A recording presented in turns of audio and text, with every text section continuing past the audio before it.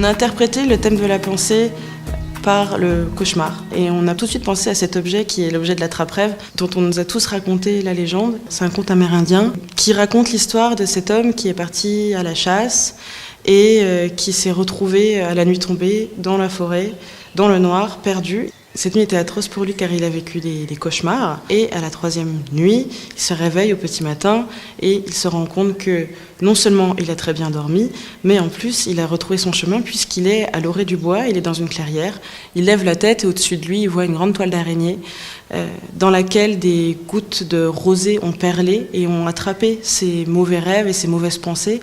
Le projet est dessiné sous forme d'un chemin qui traverse plusieurs milieux, plusieurs ambiances. Il y a d'abord le milieu du sous-bois, puis le milieu de la lisière, et enfin on arrive au milieu de la clairière, où on a une strate herbacée un peu plus foisonnante avec beaucoup plus de fleurs.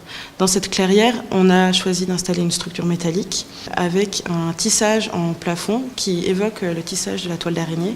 Dans ce jardin, le visiteur va ressentir dans un premier temps une ambiance un petit peu oppressante, parce qu'on a choisi des végétaux qui ont des grandes feuilles en forme de grandes mains ou des fleurs en forme un petit peu étrange, un petit peu effrayante.